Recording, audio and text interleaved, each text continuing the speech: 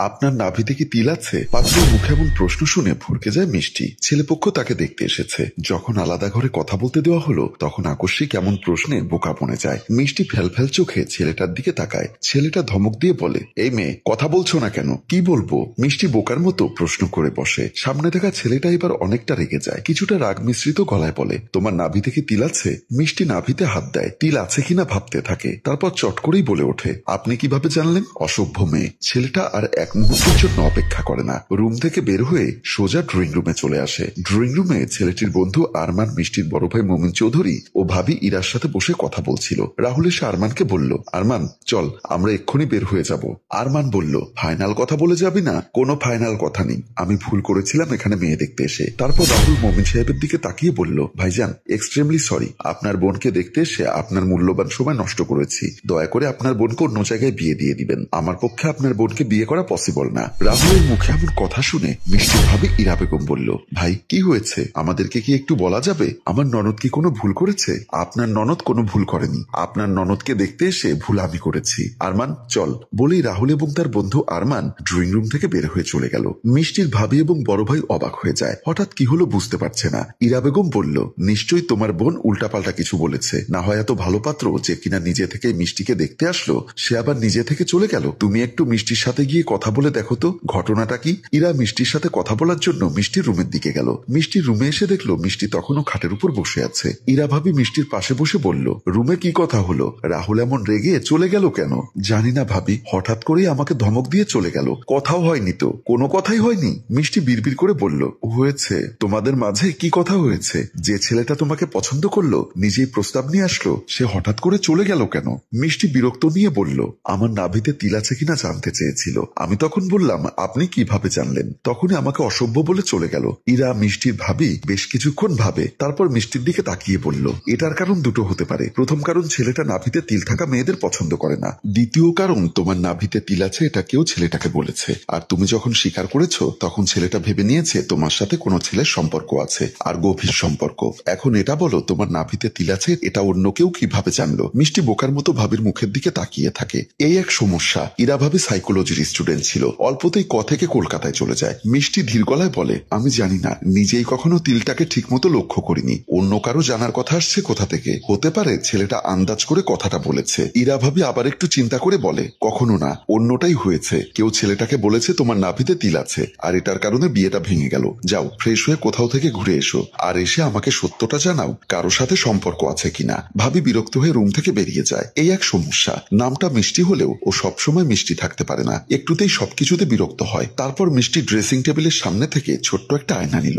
আয়নাটা নিয়ে বাথরুমে ঢুকলো। আদেও কি তার নাভিতে তিল আছে সেটা তার পরখ করে দেখা উচিত। নিজে থেকে অনেক দেখার চেষ্টা করেছিল, কিন্তু দেখছে না বলেই আয়নাটা সামনের দিকে ধরে তার নাভিতে তিল আছে কিনা সেটা দেখার চেষ্টা করলো। কিন্তু সে ভালো করে খেয়াল করতে পারছে না। যেখানে সে নিজেই বুঝতে পারছে না তার নাভিতে তিল আছে কিনা, সেখানে ওই রাহুল কিভাবে বুঝতে পারলো? আদেও কি রাহুল কারো কাছ থেকে শুনেছে? কেউ কি রাহুলের সাথে তার বিয়েটা ভেঙে দেওয়ার জন্য রাহুলকে মিথ্যা কথা বলেছে? নানা টেনশন মাথায় ঘুরপাক খাচ্ছে। পরক্ষণে ভাবলো, দূর, এত টেনশন করে লাভ কি? আল্লাহ তাআলা যার সাথে বিয়ে ঠিক করে রেখেছে তার সাথে বিয়ে হবেই। তবে এই মুহূর্তে মনটা ফ্রেশ করা দরকার। তাই মুখে হালকা পানি মেরে একটু ফ্রেশ হয়ে বাথরুম থেকে বের হয়ে গেল। নিজের রুমে এসে বান্ধবী মিতুকে ফোন দেওয়ার জন্য মোবাইলটা হাতে নিল। মিতু পড়ার টেবিলে বসে পড়ছিল।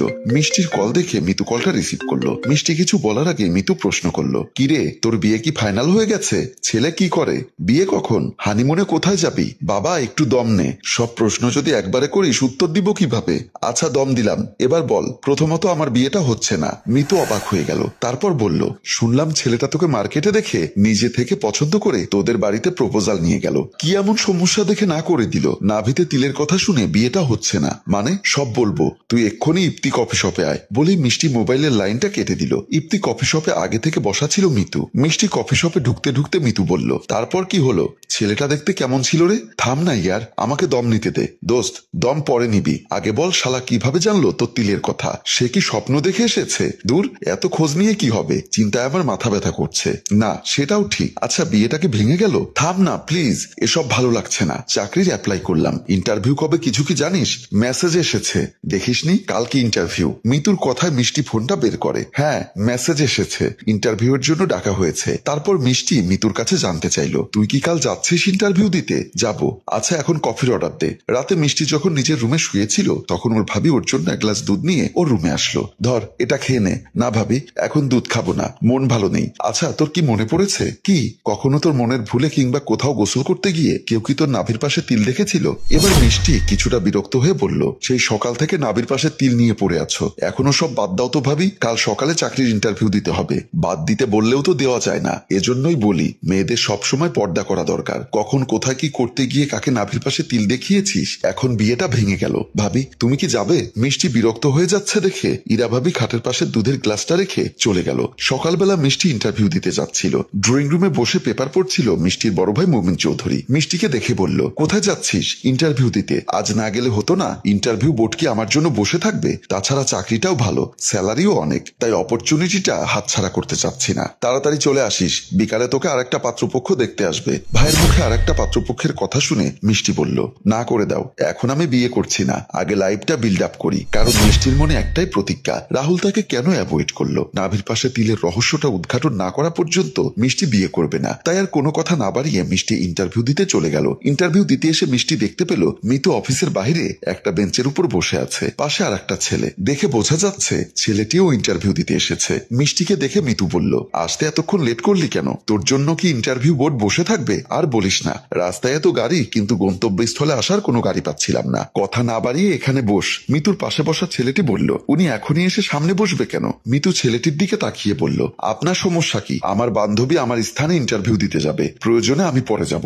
তাই বলে সিরিয়াল না ধরে এসে মাত্র যাওয়াটাও অন্যায়। আপনার সমস্যা হলে আমার বান্ধবীর পরে আপনি ঢুকবেন, আমি সবার পরে যাব। বলে মিতু মিষ্টিকে তার পাশে বসিয়ে দিল। এমন সময় ইন্টারভিউ বোর্ড থেকে বোরকা হিসাব মেকআপ করা একটা মেয়ে ইন্টারভিউ দিয়ে বের হয়ে গেল। মেয়েটির পেছন পেছন পিয়ন এসে বলল, নেক্সট আসুন। মিষ্টি মিতুর দিকে তাকিয়ে বলল, তুই আমাকে আগে পাঠাচ্ছিস কেন? তুই আমার চাইতে ব্রিলিয়ান্ট, তুই আগে গিয়ে ইন্টারভিউ দিয়ে এসে আমাকে কিছু ধারণা দিস, যাতে আমার কোনো প্রবলেম না হয়। পিয়ন বলল, প্লিজ দেরি করবেন না, তাড়াতাড়ি আসুন। মিষ্টি ইন্টারভিউ বোর্ডের ভেতর ঢুকে গেল। ভেতরে ঢুকে মিষ্টি চমকে উঠল। ইন্টারভিউ নেওয়ার জন্য অফিসারের চেয়ারে বসে আছে রাহুল। রাহুল মিষ্টিকে দেখে বসা থেকে দাঁড়িয়ে তোতলিয়ে বলল, তুমি? মিষ্টি অবাক হয়ে বলল, হ্যাঁ আমি।